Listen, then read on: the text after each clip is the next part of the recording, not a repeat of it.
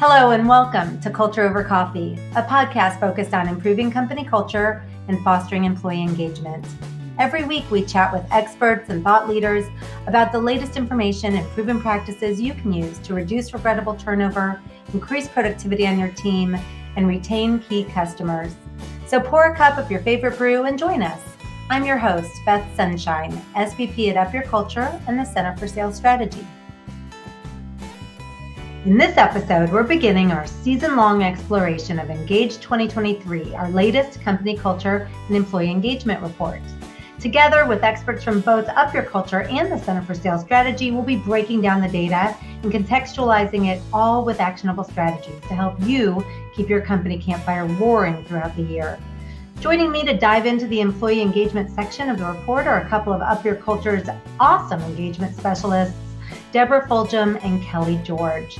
Together, they provide so many essential insights like how communicating where your company is headed directly affects the emotional connectedness and commitment of your people, why disengagement contagion is very real, and finally, why it's important to set expectations around how to best contribute to a healthy company campfire.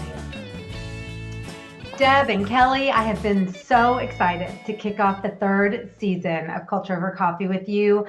I mean, you're experts on this, and I am really excited to get your perspectives on our annual culture report. We're calling it Engage 2023, the culture report, as you know, and there's a lot to unwrap here. So thank you for joining me in this first episode of the season. Today, we're going to focus on some key findings related to employee engagement. We're going to talk about trends in turnover, talk about what leaders can do to add some fuel to the fire.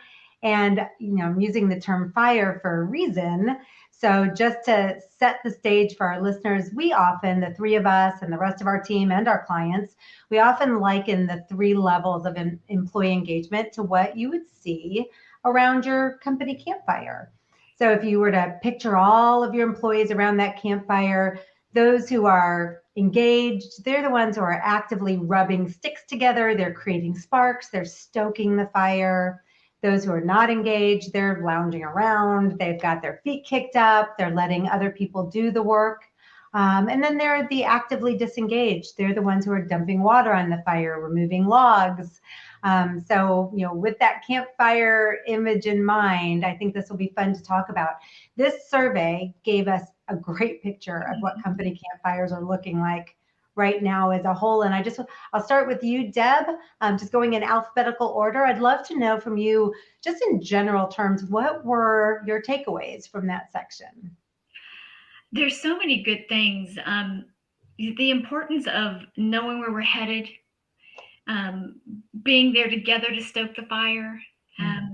It's not just a one-person job. It takes everybody to keep that fire going. It's not just the leader, it's everyone. So that's that shared mission that gets everybody charged towards the same thing, and that's exciting. So I that was a good takeaway for me, and I see that so many people really are motivated by having a vision and knowing where they're headed. So that was a good takeaway for me in this section. Yeah, I agree. And I'm glad you brought that up. We'll even spend some time on it in a little bit. That was a big thing for me too.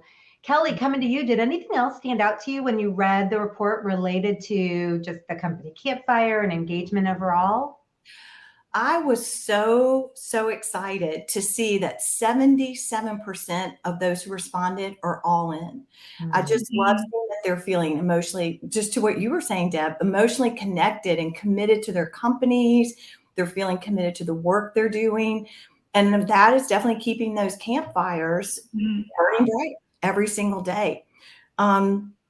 And the other thing that I thought about is that we also know even a few disengaged people can have such an overwhelming negative effect on the operation of any organization and dampen that fire. So I know we're going to talk a little bit about that. Yeah, we will. And that's true. And just to kind of fill in, I'm glad you mentioned that 77% are feeling engaged. Let me share a little bit more on that, just so our listeners have the bigger picture there. So you've got 77% of our respondents who said they are stoking the fire, they're keeping it burning bright. There are 23%, so nearly a quarter of the respondents describe themselves as not engaged. So those are the ones feet kicked up, beverage in hand. They may be happy. This is not to say they're not happy at work, but it is to say they're not actively engaged. And then you've got the disengaged. 11% of our respondents admitted that while they are physically present, they can be emotionally absent. And that was a really big number. So Deb, what would you say to organizations that feel as though having a few disengaged employees isn't that big of a concern? Because we've heard that before. You know, most people are engaged. You can't get everybody. What would you say to that? Makes me sad to hear that, because I know how important the engagement of everyone is. You know, that old adage that we've heard, one bad apple spoils the whole barrel, right? All it takes is one. It takes one person to douse that fire while you're not paying attention, when you think everything's on course. You know, I likened it to having an infection. One person can infect somebody else, and it just spreads like a cold, or like COVID did, right? It can just spread. And before you know it, it's taken over, and you didn't think it was going to be a big deal, right? A really good point. So, you know, I think it's so important for people to think about that when they make hires. Is this person going to fit with our team? Are they a culture fit? Yeah. And you have to think about what a culture fit is. Are they going to do they live by our values? Are they going to bring more to our team and help with our innovation and help us grow and expand and get the whole team excited to move to the next level? Are they going to be fanning the flame and making it brighter? Or are they going to douse the fire? Because we don't want those people dousing things, right? We want that flame to keep going. So I think it's important to think about people who may be on your team who are dousing that fire. And it might be time to share expectations that we are here to get this fire burning bright. And if you want to be part of that, come on. If you don't, let's have a conversation. Great message.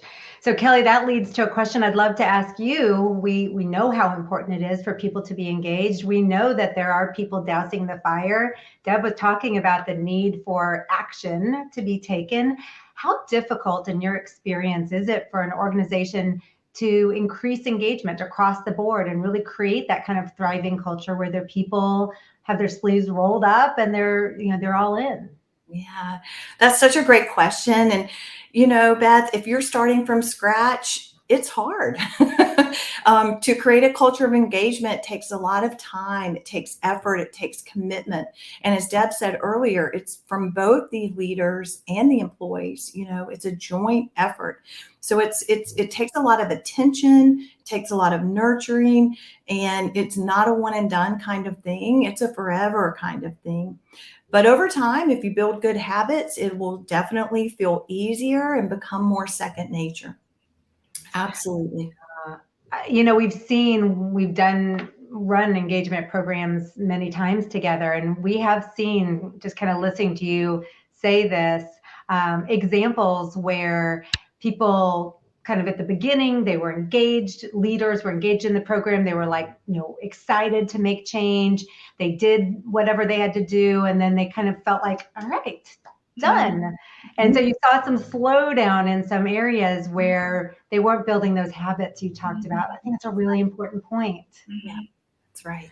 Yeah. So something else that really caught my attention was how people perceive the engagement levels of others. So not so much at this point, how do they feel? Are they engaged? But when they look around the campfire, what do they see their coworkers doing or feeling? Sadly, most people reported a lot of water being dumped on that company campfire. 84%, I've got it up here on my screen. If I haven't memorized all these numbers yet, but I know I will. Impressive. I will. But 84% say that they believe some or a few employees at their company are actively engaged. Disengaged rather. So 84% said that some or a few around them are actively disengaged. And 10%, this totally blew my mind, 10% said that most of their coworkers are actively disengaged, dumping water on the fire, pulling logs out, undoing all the good that they're doing. I found that a little worrisome. And a significant 32%, also have that one on the screen, believe that their company has a serious engagement problem. 32% reflecting on their company saying, we have a serious engagement problem here. that was worth us stopping down on. So Kelly, I want to start with you. First of all, how important do you think it is that people look around them and see engagement, feel that their coworkers are engaged in the mission? It is incredibly important. And I couldn't agree more, Beth. When I saw those numbers, they were really sobering. I was just really a little bit in shock about those. And to what Deb was saying earlier, also around that one apple or that infection, sometimes we can refer to this as disengagement contagion. We definitely want to stop any spread around this type of contagion. So what this data tells us is people are looking around and they're seeing that many of their coworkers are not actively engaged or disengaged. And as you shared, 32% believe their company has a serious engagement problem. 32%. And let's face it, no one wants to work hard. No one wants to actively stoke the fire while others are pouring water on it. That alone will lower engagement across the board. So I believe it's very, very important that you want to feel that your coworkers are engaged. I agree. I mean, most of our jobs are not easy, regardless of what our job is. Most of our jobs are not easy. And when you show up and you like put it all out there and you feel like you're all in and yet others aren't carrying the weight, it almost can have a negative effect on you. I know I feel a little energy drain when I'm around people who are just checked out. So it really interesting. Deb, that's a lot of people who said that they think their company has a serious engagement problem. Wow. So I want to ask you, as an engagement specialist, what does an engagement problem look like? And how do you spot one? And once you do spot one, how do company leaders know that they have a problem beyond if they're not an engagement specialist? How do leaders know that they have a problem? Yeah, it's easier than you think. If you notice increased absenteeism, people are sick a lot or out of the office or have an excuse for not getting things done. I mean, that usually shows that's a sign, and that's obvious. You can see that. Performance can be off, so we're not churning out the work or getting excited about things like you just said a moment ago. That contagiousness of wanting to be involved in something doesn't show up. You notice that. Also, we find that quality of work can be lower. Like they're not churning out the best they could. It's just the bare minimum just to get by and collect that paycheck. Turnover rates. I mean, if we think about that, if you have a higher than normal turnover rate happening, that's a clear sign that there's something wrong with your culture, and that you should open your eyes, pay attention to what's happening. And let me think of a couple others. This is huge. I would say that if your customer satisfaction rate's going down, that's a clear sign that your people are not taking that contagious enthusiasm about their job and how excited they are. It's not transferring. If I don't have that, the negative is going to transfer to my client, not the positive. So I think, we can touch base with our clients to see how motivated they are to work with our team and our company. That's a sure sign. I also think that when you don't see as many innovative ideas populating, people getting creative or feeling free to share, they're not as engaged. That makes sense, because they may be feeling burnt out, just not excited, not bringing their A game. I like what you shared, because some of the things you talked about are, I don't know what the word would be, but sort of anecdotal, like you can look around you and just see it or feel it. But many of the things that you talked about, you can actually measure. Turnover, you can measure.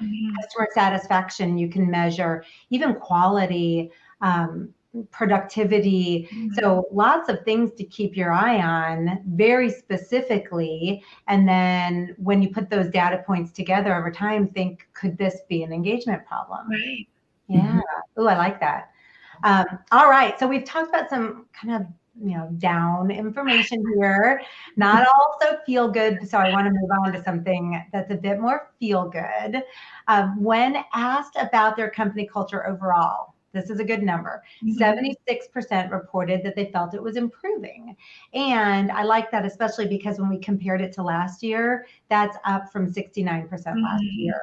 So people are feeling some improvement, some momentum. Of course, we want everyone to believe their Right. companies are going in the right direction. Right. I'd like that number to be 100%. But I'm glad to see that it's improving. So I want to ask you both the same question. And Deb, I'll start with you. How would you advise company leaders to build on this momentum? So there's some traction happening. What can they do to improve their company cultures and really keep this going so it maybe eventually becomes 100%? I love that we're having an upswing because it tells me how important it is to leaders, right? This is a big deal and we need to pay attention to it. And you pointed this out earlier, Kelly, you may have done that culture isn't a one and done. It's not something we do once and move on from. It's something we have to tend. So tending to your culture, making it a priority is a big deal. Our company has tended to our culture for forever, 10 plus years, right? It's that important to us. It defines who we are and how we treat our people, how we work with each other, how we work with our clients. It's paramount to our success.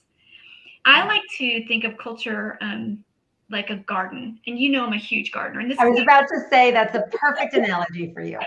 And this is my favorite time of year because the fruits of my labor are seen, right? Yeah.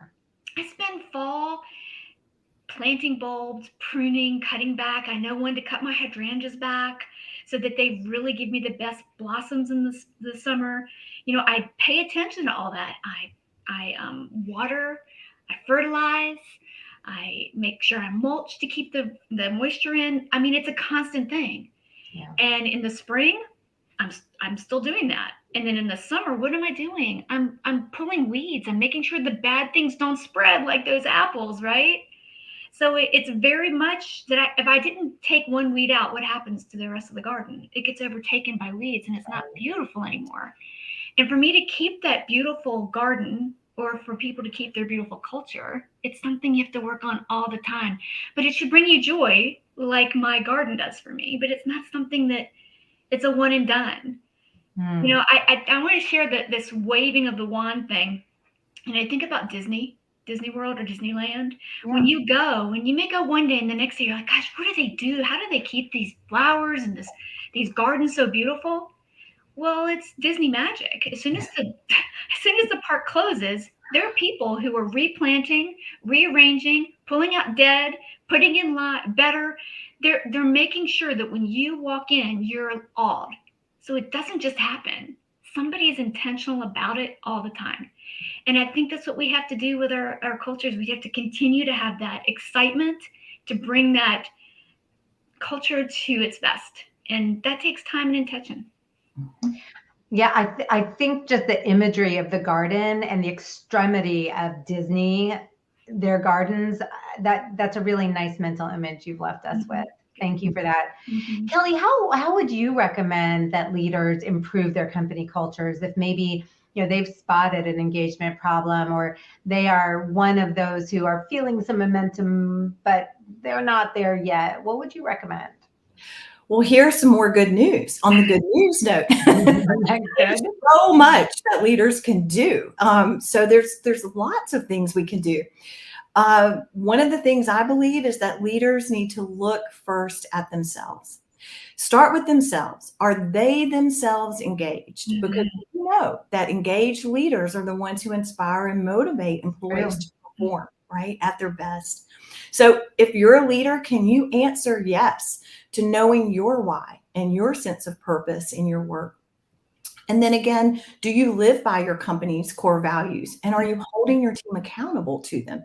These are some questions you can ask yourself. And are you personally motivated as a leader by the long-term vision of your organization? So I think that's a great place to start. And then another way that you can learn a lot more about how your employees are perceiving your culture is using an engagement survey to uncover the factors that are driving engagement or dragging it down. And the good news is you don't have to fix everything at once. You can start with choosing 1 to 2 items that have the highest impact on engagement at your company and create a few strategies and start, really quickly moving the needle. Or as Deb's saying, get that garden growing. Get those things planted. I think it's also really important that leaders, especially, and organizations have a clear reason for being, core values and vision. As a leader, you have to hold people accountable by refusing to tolerate behaviors that don't align with your values and could really compromise the integrity of your team. One of the things, Deb, Beth, you and I, we all say is what's hanging on the wall happening in the hall? And I think that's a great question to touch base on. But really, it's so much about making sure you're taking time to invest in your people, really showing them how much you value them and the work that they do, having regular growth conversations with them around their goals, their motivations, the areas where they need support. And similar to what Deb was saying earlier, about what's different for a hydrangea versus another type of plant. Every person that you manage is wired differently, and they're all going to have their own work style, and they're all going to thrive in different conditions. So just taking that time to understand how your people work best and how you can work with them as a leader to optimize their work environment.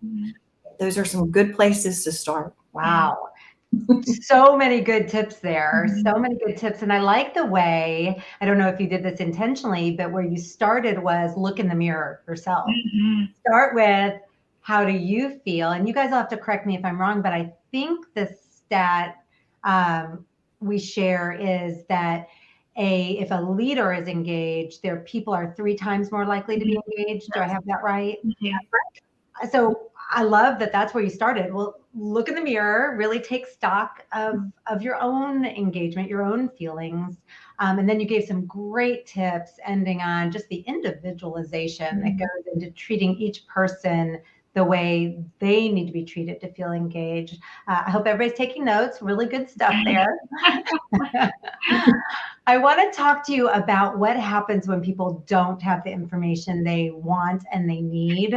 I think it's human nature. And Deb, you and I actually talked about this earlier, just transparency and the need for information. I think it's human nature to want to know what's ahead. But right now we're dealing with a lot of uncertainty. We have economic uncertainty that is looming, and increasing concern about inflation. It can have a very negative effect on how people feel. And as a matter of fact, 1 out of every 4 people, we learned on this survey, feels unsure about what to expect in the next year. Now, personally, I don't know, you'll have to tell me if you agree, I have found that people actually deal better with bad news and disappointment than they do uncertainty. Do you feel the same way? The known is better than the unknown. Yes. What is it? The devil you know is better than the one you don't know. And the truth is, right now, it's just hard to know what's ahead. So, Deb, while company leaders don't have that crystal ball that I know they wish they had, in your experience, are there techniques they can use to help their people feel more grounded? Yeah, I think that as you and I were talking about earlier, a peek behind the curtain is always good, right? People will start guessing or wondering what's happening and start their own rumors if we don't address something. Yeah. So we talk about having a shared mission. If we are giving a peek behind, we're saying, here's where we're headed. Here's the role you're going to play in that. I think it's smart to not just talk about long-term goals, but short-term. Here's where we're headed. Here's what the role you're going to play, so that you feel invested in this. But I think that that's a conversation that has to happen frequently. I find that so many leaders, we see this when we work with leaders in markets, that they'll say, well, I already had that conversation. Right. But to me, they feel like they closed the loop. But people, they need the consistency of hearing it over and over and over again. So instead of a loop, you kind of need to have in your mindset, I need to have a coil conversation. I need to bring this up over and over again so people feel comfortable. They don't feel like I just said something and that didn't change over time. It's kind of like when a manager says, when I have more information, I'll let you know. And then 3 months later, they're still waiting and they're like, they didn't get back to me. Right. And just say, I still don't have information. I know this is probably still on your mind, but you have to address it because people are still thinking and worrying about that. Another piece that I find is very important is in this uncertain time, let's take that opportunity to develop our people. Let's help them grow so that they feel like we're still investing in them. It doesn't, we can invest in people without a cost. We can find trainings that don't cost a lot of money or any money. If we can find any way to develop our people, I think that it makes them want to invest themselves in the job role, and no matter what the future holds, they still feel that there's a calm because you're still investing in them. So those are a couple things that come to mind for me. More great imagery too. I'd never heard the term a coil conversation instead of a loop. I think I might steal that from you. Kelly, any others you would recommend before we move on? Well, I love, Deb, what you shared. I think those are both so important. And one other thing that occurred to me was just the importance of effective feedback. One of the things we saw in the data this year is 1 in 4 respondents reporting that they are only 1 in 4 receiving meaningful feedback on a regular basis. That's disappointing. Yeah, that's so disappointing. Because we need feedback about our performance and our work, and people really need more positive feedback because it helps them to recognize their strengths so that they can keep using those more often. We always recommend the ideal ratio of positive to negative feedback 5-to-1. So as far as helping people feel more grounded, receiving positive feedback really helps them with that because it helps them feel safe. And then it also helps them to be more open to receiving and actually hearing constructive feedback, I believe. Yeah. Love that. Thank you for adding that. All right, so let's switch gears just a little bit and talk about turnover. We're back to some good news here. People are reporting less turnover this year than last year. Last year, 47% of people said their company had experienced more resignations than usual. This year, it looks like that number is 31, so significantly better. Before we get too excited, though, I do wonder if this will last because this year's data also shows that only 58% believe their leadership team consistently strives to retain their employees. So barely over half see an effort being made, and 33% report that while some leaders do work to retain people, others do not. So a lot of numbers there. Again, I'm looking at my notes on the screen, but some good news, some not so good news. Kelly, what can leaders do to better retain their top talent? When you go to all the work that goes into recruiting and selecting and hiring and onboarding someone, I mean, surely there's some good advice you can give that will help them retain them over time. I say commit to culture. That's my answer. We saw 24% of the respondents said their culture is getting worse. So those individuals could roll up their sleeves. They could try to make a difference, but the likelihood is they will seek another opportunity at somewhere that they think has a better culture. So one of the most notable negative side effects when we have disengagement is employee turnover. And we just know how costly that is, whether you're a big company or a small company. So people join a company, they quit a boss. And when leaders can demonstrate, as we were talking about earlier, how much they care and they strive to retain their people, we're going to see good things happen. And I think this is where leaders can make a really positive impact but they can talk about their culture. They can invest in, as you said, Deb, in developing their employees. So we want to give our, teams to clear expectations. We want to give them meaningful feedback. We saw also in the survey data this year, there's a widespread desire for greater recognition and reward in the workplace. So people really want to feel valued. They want to feel appreciated for the work that they do. And when they have that recognition for their work, they want to repeat those positive behaviors that led to success. That's true. Yeah, so I think when we have leaders who are really engaged themselves and committed to improving culture at their organizations, they're the ones who are going to benefit from retaining that top talent. Yeah, I agree. And everything you said, I'm listening to you and I'm thinking, yes, that you are exactly right. That would keep people from leaving more than throwing even a bonus at them. You're really changing how they feel every day at work. That would work. But everything you said also takes time. It takes attention. So it was interesting to hear you share those things, all valuable. Mm-hmm. That was a lot. Any other great retention tools or strategies that come to mind for you that you want to share? Me or Kelly? You, Okay. Kelly. Yep. Well, yes, we have a tool that we use called the Growth Guide, and I absolutely love the Growth Guide. I had a manager ask me years ago, "Do you have a tool to an exit interview, or do you have a stay interview?" That's what his question was. Do you have a stay interview? I remember this. And I'm like, "Yeah, it's called a Growth Guide." But by the time you're doing a stay interview, it's a little late, right? You need to be doing and having those conversations consistently. And the tool that we use is a growth guide because it allows me to understand what you need from me, how you want me to treat you. It really allows us to understand people and treat them by the platinum rule, which is how they want to be treated, and to the golden rule, which is how most managers think, well, that's how I want to be treated. Right. But you're not me and I'm not you. We all need different things. And it's just the best stay interview you have. And if you're consistently paying attention to Kelly's point of where somebody wants to grow and develop, and you're investing in them and putting your time and effort in them, it shows you care. And we know Absolutely people right. don't leave a company, they leave a boss. Mm-hmm. And if you care, they won't leave, right? And they're not as likely to leave. So That's because they don't know what's on the other side, they know what they can expect from you. And that could be consistency of caring and not just about, I mean, when that caring goes deep, it's a personal and professional caring, right? It's that you deeply and sincerely care about that person's success inside and outside of work. And that's Yeah. a key retention. Yeah, it's hard to leave something or someone when you feel deeply cared about. The growth guide is a great tool. I'm glad you brought that into it.